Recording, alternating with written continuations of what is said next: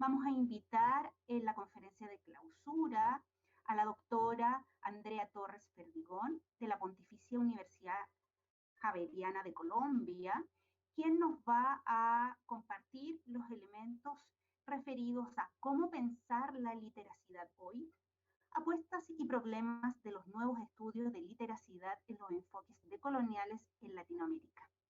Andrea Torres Perdigón es profesora asistente e investigadora del Departamento de Lengua de la Pontificia Universidad Javeriana de Bogotá, Colombia. Es doctora y magíster en estudios románicos hispánicos de la Universidad París-Sorbona y profesional de estudios literarios por la Pontificia Universidad Javeriana.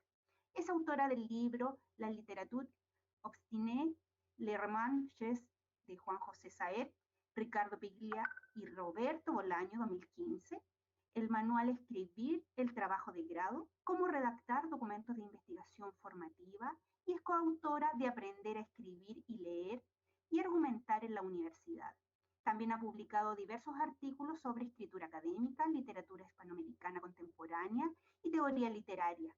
Entre ellos están los artículos Escritura disciplinar, una experiencia a partir de la lectura crítica y la habilidad argumentativa en la universidad.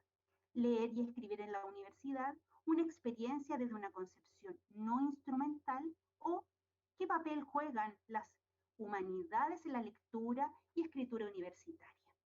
Dejamos a ustedes entonces a la doctora Andrea Torres Perdigón, quien realizará la conferencia de clausura denominada Cómo pensar la literacidad hoy, apuestas y problemas de los nuevos estudios de literacidad en los enfoques decoloniales en Latinoamérica.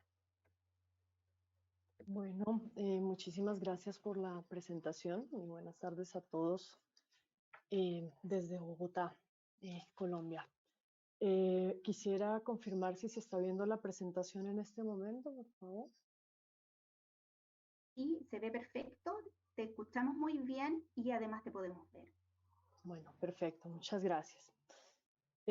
Bueno, voy a presentar entonces hoy una serie de reflexiones en torno a esta pregunta que tenemos en el título, que tiene que ver con cómo pensar la literacidad hoy. Y pues voy a referirme en particular más adelante a los nuevos estudios de literacidad y algunos asuntos de los enfoques decoloniales en Latinoamérica. Bueno, antes de empezar, igual quisiera agradecerle al doctor Aldo Campo por la invitación a participar en este evento. Y pues por supuesto también a todos los asistentes que estén escuchando y viendo en este momento. El tema que nos convoca en este seminario es la educación lectora y la justicia social. En nuestro presente, lleno de desigualdades múltiples y marcado por una crisis ecológica y quizá también epistemológica planetaria, la pregunta por esta relación entre lectura y justicia social resulta muy pertinente. Digo esto no tanto porque haya respuestas claras y definidas acerca de cómo relacionar estos dos asuntos, ni porque su vínculo con la educación sea hoy particularmente nítido, sino porque precisamente hay una pregunta de fondo no resuelta sobre cómo pensar esos nexos de una manera realmente crítica. Para empezar, quisiera esbozar dos ejemplos de situaciones que creo muestran una idea general del tipo de problemas a los que nos enfrentamos quienes trabajamos acerca de la literacidad o las literacidades, como quieran, hoy en día, y que tienen que ver también con la necesidad de precisar qué justicia social querríamos buscar. Luego de eso, presentaré un brevísimo panorama de los estudios vinculados a la lectura y la escritura en las últimas décadas en Latinoamérica, para exponer después algunas tensiones ligadas a las posturas de lo que se conoce como nuevos estudios de literacidad, o NEL, se abrevian de esa manera, y otros enfoques conocidos como decoloniales. Por último, cerraré con algunas ideas de qué pueden aportar esas tensiones a nuestras prácticas concretas en la vida académica, ¿no? Voy a hablar un poco más quizá del contexto universitario que los otros colegas, pero creo que hay cosas en común, ¿no? Hay cosas que se juntan. Empiezo con dos ejemplos entonces. El primer ejemplo es una situación concreta. Con algunos colegas en Bogotá trabajamos en un proyecto de investigación con algunas comunidades indígenas del Amazonas en torno a una propuesta colaborativa. Estas comunidades se acercaron con una preocupación clara e insistente: la inquietud por el uso poco frecuente de algunas de las lenguas indígenas por parte de los más jóvenes. Además del uso de las lenguas, algunos representantes expresaron también el ánimo de recuperar la memoria del genocidio cauchero de comienzos del siglo XX en la Amazonia y de transformar algunos espacios de sus comunidades relacionados con esa historia atroz. Lo anterior con el fin de resignificarlos pensando en el futuro de sus pueblos, más que en el mero gesto de la conmemoración.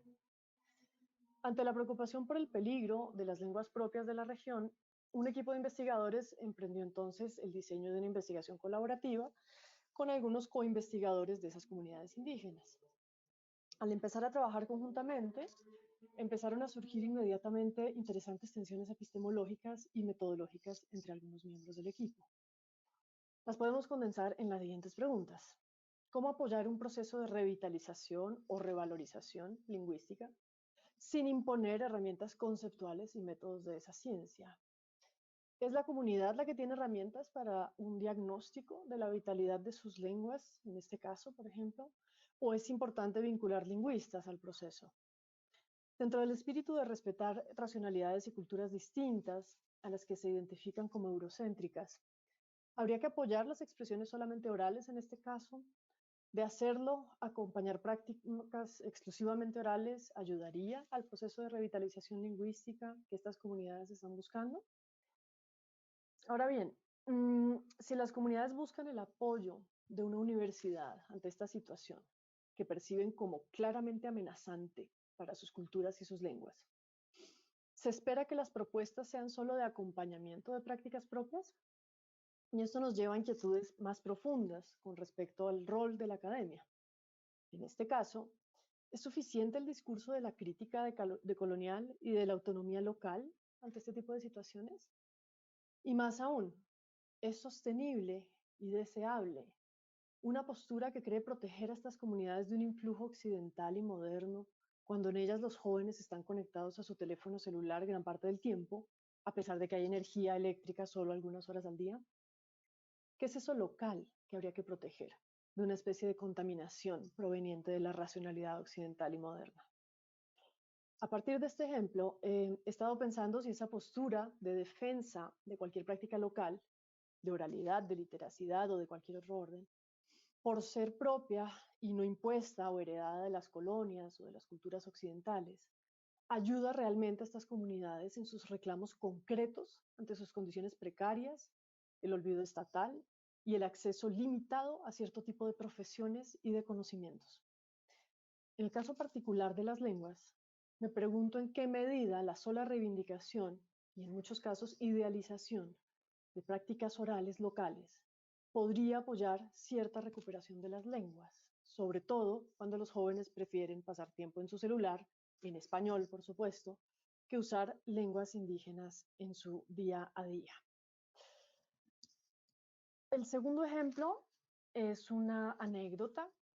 Hace algún tiempo, un estudiante, tutor del centro de escritura de la universidad en la que trabajo, me pidió que leyera un texto de su autoría y que le hiciera un comentario.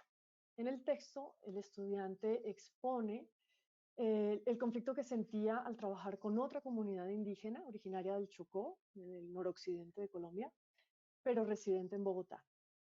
El conflicto, resumido, consiste en que la comunidad le pedía el favor de redactar una carta formal a nombre de ellos, con el fin de solicitar ayuda a las autoridades de Bogotá para sobrevivir los días de confinamiento obligatorio. Esto en medio de la crisis sanitaria generada por la enfermedad del COVID-19.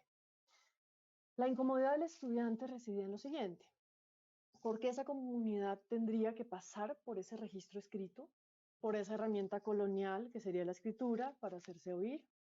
¿Por qué sus reclamos no se escuchan si no es por medio de esa tecnología de la escritura y de esas formas que son ajenas a los principios orales de muchos pueblos indígenas en Colombia?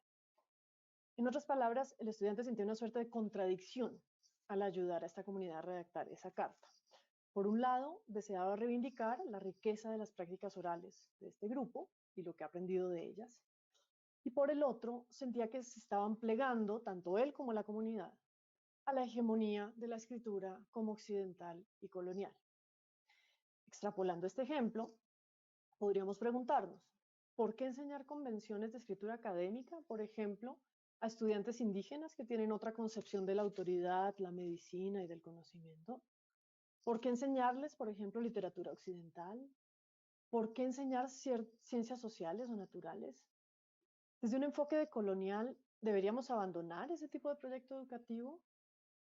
¿Deberíamos enseñar esas prácticas de lectura y escritura académicas señalando sus rasgos coloniales y modernos?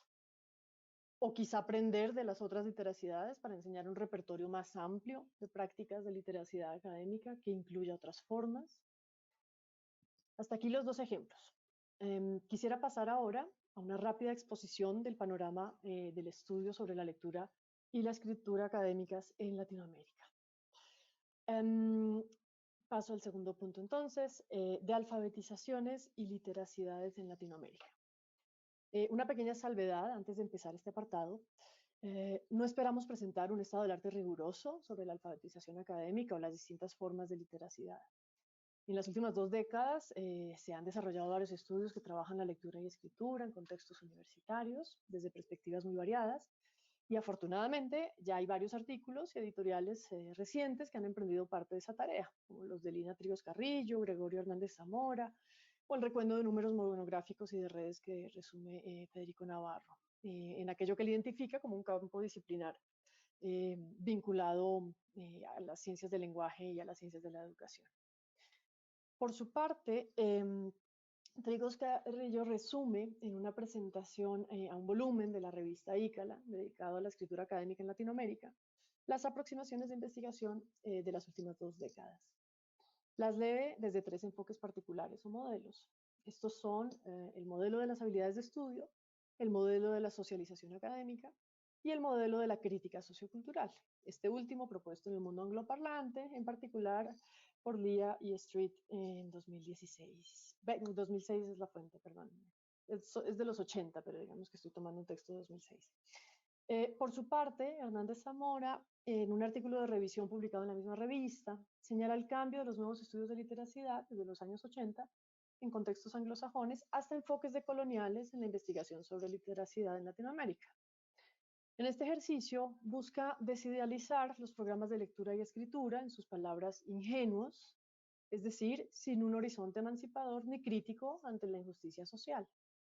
De hecho, en su crítica, esos programas en Latinoamérica y en particular en México son calificados de bien intencionados, pero generadores de, cito, gente pobre pero leída.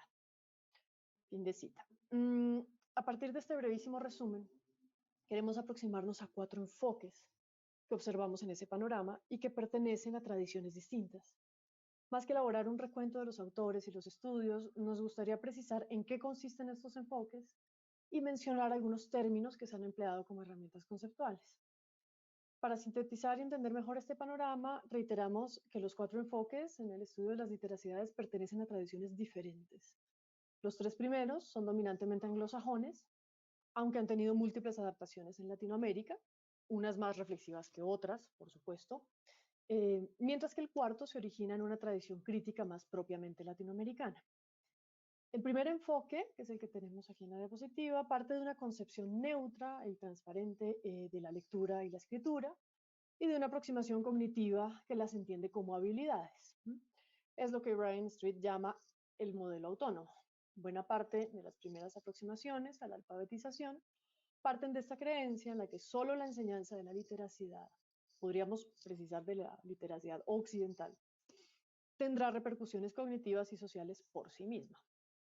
Esto corresponde también a lo que Graff y Duffy en el 97 llamaban el mito de la literacidad, es decir, el conjunto de creencias en las que enseñar a leer y escribir de por sí lleva a un desarrollo económico, a prácticas democráticas, a un desarrollo cognitivo y a la movilidad social. Lo que identificamos con un concepto básico e institucional a veces de alfabetización tiene que ver también con esta concepción. El segundo enfoque entiende la literacidad ya no como una habilidad, sino como una práctica social vinculada sobre todo a comunidades disciplinares en las universidades. La muy citada y prolífica propuesta de alfabetización académica de Paula Carlino se ubicaría en esta concepción. En ella se insiste en que la escritura y la lectura son prácticas sociales, pero sobre todo porque están ligadas a disciplinas específicas. En esa medida, la responsabilidad de su enseñanza en las universidades es compartida por los profesores especializados en sus disciplinas y no simplemente atribuida a cursos remediales o introductorios, a habilidades de lectura y escritura o a talleres aislados, escenario que en las universidades es muy frecuente. Algunos trabajos de Giovanni Parodi, María Constanza Errázuriz en Chile, Guadalupe López Bonilla en México, dan cuenta de ese tipo de perspectiva. Ya no se trata aquí, entonces, de una alfabetización solo pensada en términos cognitivos, sino vinculada a las prácticas de las diversas disciplinas en las universidades. Las adaptaciones de escribir a través del currículo y escribir en las disciplinas, movimientos también anglosajones, hacen parte de este tipo de enfoque. El tercero sería un enfoque de crítica sociocultural. Este emerge como heredado de la perspectiva propuesta, entre otros autores, por Brian Street, sobre los nuevos estudios de literacidad, ¿no?, que se abrevian como NEL. Se trata de un enfoque que ve la lectura y la escritura como prácticas sociales indisociables de la ideología. Nos permitimos traducir una cita de Street que busca aclarar eso nuevo de la aproximación ideológica en los NEL, puesto que proponen, y cito, en cambio, que la literacidad es una práctica social y no simplemente una habilidad técnica y neutra, que siempre está implicada en principios epistemológicos construidos socialmente. Fin de cita. Esta idea se ha convertido en una bandera y casi un mantra de varios de los estudios sobre lectura y escritura, desde algunos autores muy citados y presentes en este seminario, como Daniel Casani, hasta la perspectiva que invita a fomentar en Latinoamérica, por ejemplo, Trigos Carrillo. Es en este enfoque en el que se habla de literacidades, en plural, al reconocer que las prácticas de lectura y escritura varían significativamente de una cultura a otra y también en contextos sociales específicos. Esto implica reconocer al menos tres cosas. La primera, que hay múltiples literacidades y que la académica occidental no es la única ni debería ser normativa. La segunda, que se despierta un interés etnográfico para documentar y observar esas múltiples prácticas. Y la tercera, que hay un carácter crítico central en esta aproximación, vinculado tanto a la teoría crítica del siglo XX, incluidos sus orígenes marxistas, por supuesto, como el análisis del discurso. El cuarto enfoque está más ligado a la tradición latinoamericana. Luego de los aportes de Paulo Freire a la pedagogía crítica, nos encontramos casi 2 décadas después con una fuerte sospecha frente a la escritura y su vínculo con la ciudad letrada en el ensayo homónimo de uruguayo Ángel Rama, ¿no?, ensayo del 84. En efecto, Rama reconoce el papel fundamental de ese grupo selecto de letrados en la organización de las ciudades coloniales latinoamericanas. La relación entre el ser letrado y la progresiva consolidación de las élites en las colonias y su supervivencia y fortalecimiento después de las independencias van a atribuirle a la escritura un carácter de herramienta de poder colonial primero y posteriormente de los intelectuales ligados a las élites. En esta medida, los letrados intelectuales elaboran mensajes y cuentan con una, cito, especificidad como diseñadores de modelos culturales destinados a la conformación de ideologías públicas. Hasta ahí la cita de Rama. La escritura es aquí, de manera nítida, un instrumento de poder colonial y elitista, sea de manera simultánea o pensado en tiempos distintos, ¿no? Luego de esa sospecha ante la ciudad letrada, en años más recientes encontramos un grupo de autores que se identifican con el giro decolonial. En los llamados estudios decoloniales, a partir del grupo conocido como modernidad-colonialidad, relacionado con autores como Walter Miñolo, Aníbal Quijano, Ramón Grossfogel, Santiago Castro Gómez, Catherine Walsh o Nelson Maldonado Torres, emerge una postura que critica y asocia varias dualidades modernas con prácticas hegemónicas y coloniales. En ese grupo hay una fuerte asociación en particular de la modernidad y la colonialidad como dos caras de un mismo gesto y una afirmación de la persistencia de desigualdades en la globalización a pesar de la desaparición explícita de las colonias en el siglo XIX. Se trata de un movimiento que, a pesar de no ser uniforme, quizá ha pasado de ser marginal en algunas universidades a configurarse como un discurso dominante en algunas facultades de ciencias sociales y humanidades en nuestra región. Independientemente de las simpatías o antipatías que despierte ese movimiento, la perspectiva decolonial parece haber impregnado hoy buena parte de las discusiones en ciencias sociales y humanas en Hispanoamérica, y como se observa en estudios como los de Hernández Zamora, el ámbito de la literacidad pues no es la excepción. Hay una suerte de interés y de curiosidad por esa perspectiva y por cómo pensar la literacidad desde ese tipo de pensamiento. Para los latinoamericanos parece ser un espacio en el que muchos proyectan expectativas y deseos de una forma emancipadora y liberadora de relacionarnos con las prácticas de literacidad. Hasta aquí el breve panorama. Paso ahora a algunas tensiones entre los NEL y los enfoques decoloniales. Entonces, dos vías y una escritura hegemónica, los NEL y los enfoques decoloniales. Me detengo en estos dos últimos enfoques de los estudios en literacidad por considerar que son los que explicitan una voluntad crítica frente a nuestro presente y a cómo pensar la justicia social. Dejo de lado por el momento las nociones cognitivas de alfabetización y la noción de práctica social de la alfabetización académica, puesto que en ellas hay más un esfuerzo por mejorar métodos y prácticas de enseñanza, de lectura y escritura, no necesariamente atravesadas por una reflexión acerca de dónde provienen esas disciplinas y discursos, ni por qué operan de ciertas maneras, sino de otras. Esto no significa que sean ininteresantes, simplemente que no explicitan una intención crítica y por esa razón nos dicen poco de la justicia social. Ahora bien, sea desde el enfoque de los NEL o sea desde el pensamiento decolonial, la escritura y la lectura se presentan como problemáticas. De entrada, ese es un gesto crítico que cabe destacar. En cada momento de nuestro trabajo, al educar, considero que es capital reconocer ese carácter problemático. La relación con la ideología es un problema. La ciudad letrada en Latinoamérica es un problema. El uso hegemónico de la tecnología de la escritura, así como de otras tecnologías, es un problema también. Reconocer ese carácter aporta mucho para pensar en la literacidad. Pero aparte de este gesto, quisiera reflexionar acerca de otras tensiones que no siempre están explícitas en el acercamiento a estos dos enfoques y que podrían ser productivas. En el caso de los NEL, hablamos de un modelo de estudio anglosajón que ha empezado a adaptarse en los países hispanoamericanos en su dimensión crítica y sociocultural.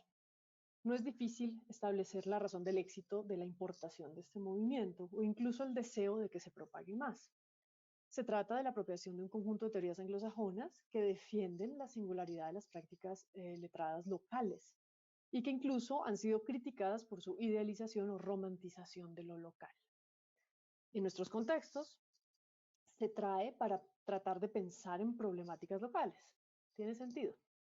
¿Por qué no habríamos de apropiarnos de la crítica ideológica al hablar de literacidad? O de prácticas etnográficas para estudiar ciertos contextos. El problema no está en la apropiación de teorías foráneas. El problema está, creo, en repetir hasta la saciedad, como nos ocurre a veces, que la escritura es una práctica social sin que eso nos lleve a una reflexión más profunda.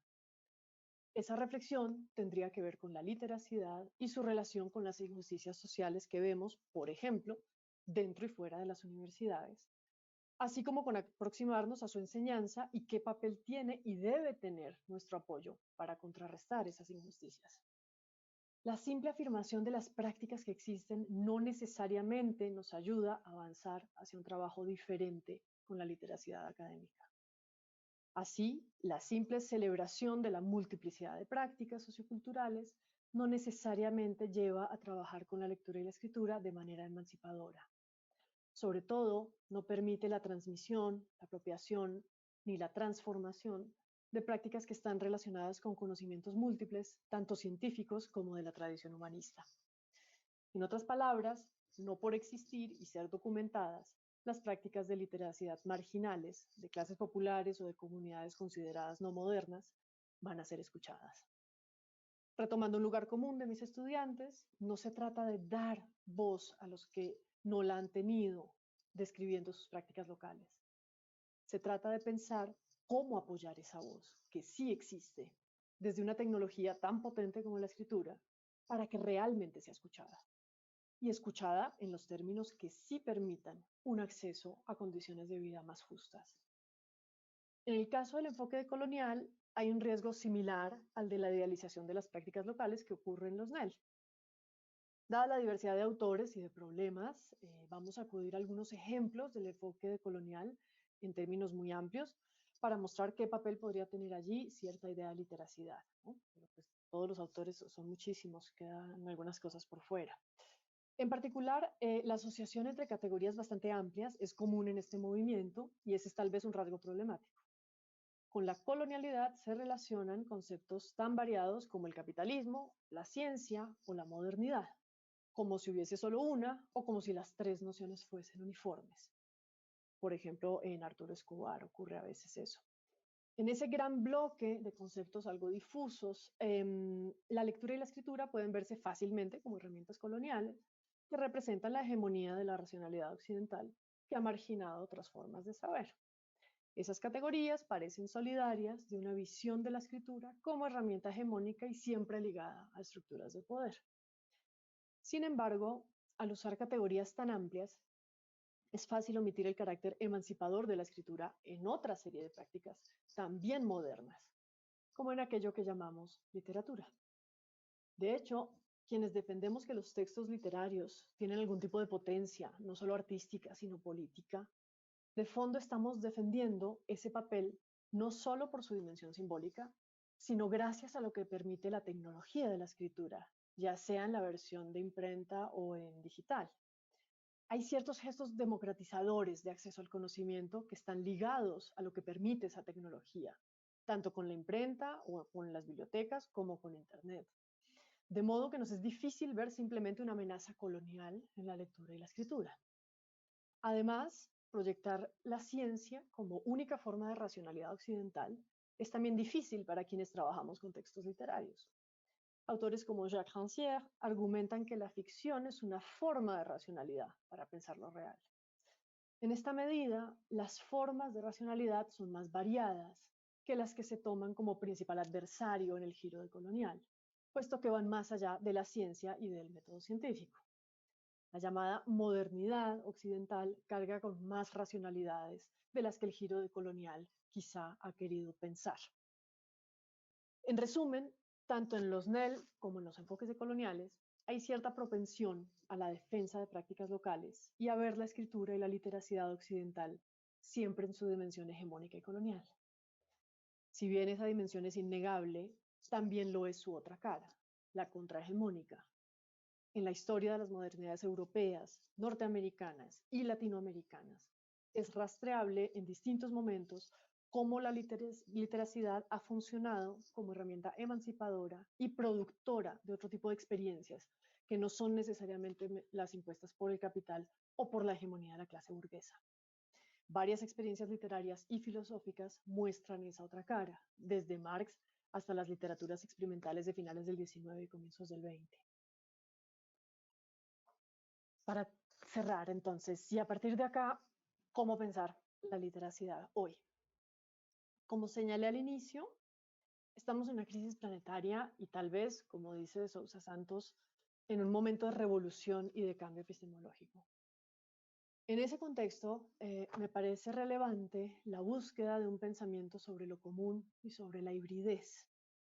No hay tal vez una cultura que no provenga de la hibridación y la mezcla de conceptos, prácticas o construcciones sobre el mundo de otras culturas previas o contemporáneas.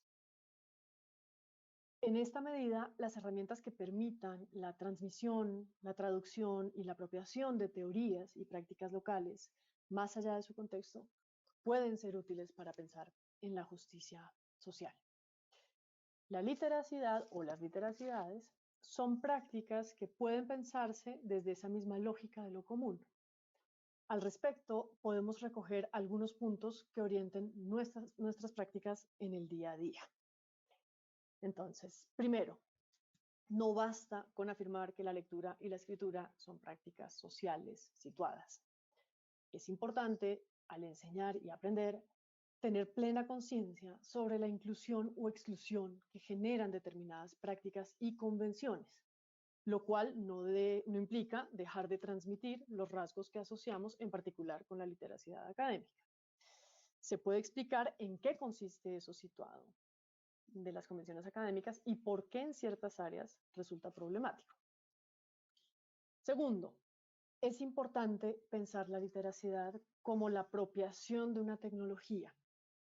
Por supuesto que no se trata de olvidar, minimizar u homogeneizar prácticas locales orales o escritas, pero es importante transmitir cómo funcionan ciertas convenciones académicas para que los estudiantes que estén excluidos de entrada puedan apropiarse de ellas y en un futuro tal vez buscar la dimensión emancipadora de esa escritura y de esa lectura. La literacidad no garantiza movilidad social, pero conocer las convenciones y su historia puede hacer que cada cual se apropie de ellas para sus propósitos y para reivindicar sus propias causas. Esas convenciones hacen parte de la entrada a la escena académica y epistemológica. No son normativas, pero sí implican la posibilidad de empezar a ser escuchado y leído de manera diferente en distintas áreas del conocimiento, así sea para transformar más adelante esas mismas convenciones de escritura académica.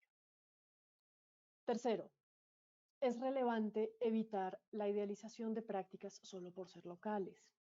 Esto podría producir un diálogo realmente más horizontal, que no exotice ni condene a ciertas comunidades a mantenerse en un único lugar y momento cultural, que a veces está más en la mente y el deseo romántico de los académicos que de las comunidades mismas, sean indígenas o clases populares. La hibridez y lo común pueden producir diálogos interculturales mucho más fructíferos que la mera alabanza de prácticas orales y escritas de un grupo o de otro. Cuarto, más que una dicotomía entre universalismo y localismo, es importante pensar de manera más constructiva y relacional el movimiento entre ambos. Por ejemplo, una versión extrema de la defensa de lo local está en las ontologías relacionales que propone Arturo Escobar. El planteamiento general es que no hay una única realidad y varias culturas que interpretan simbólicamente esa realidad, sino ontologías distintas y lo que él llama un pluriverso. La cultura no se concibe como una estructura simbólica, sino como una diferencia radical. Las diferencias entre las culturas no serían entonces culturales, sino ontológicas, es decir, comprenden lo que existe y puede ser conocido. En este tipo de planteamiento parece haber poca cabida para un pensamiento de lo común. En las ontologías así entendidas, ¿no hay un riesgo de inconmensurabilidad entre los mundos? ¿Qué tipo de puentes o de relaciones se podría tejer entre ontologías? Desde otra perspectiva, la aproximación a las ontologías de antropólogos como Philippe Descola, por ejemplo, nos parece más afín a un análisis de la hibridación y de cómo las culturas pueden mantener rasgos propios, de cómo construyen sus realidades y apropiarse de otros constantemente. Si algo nos puede servir para pensar en la literacidad hoy, es ubicar cómo se dan las distintas formas de transmisión, de apropiación, de traducción y también de transformación de esa tecnología de la escritura. De manera que, más allá del manejo de las convenciones de la escritura académica y disciplinar, pueda llegar a ser una práctica realmente crítica y liberadora. El contacto real y constante entre el mundo académico y diversas comunidades indígenas u organizaciones sociales, como el de nuestro primer ejemplo, permite poner a prueba herramientas de transmisión, apropiación, traducción y transformación de la escritura, cuando el diálogo es real y supera la simple idealización de lo local, que no siempre es emancipador ni contrahegemónico en sí mismo. Muchas gracias.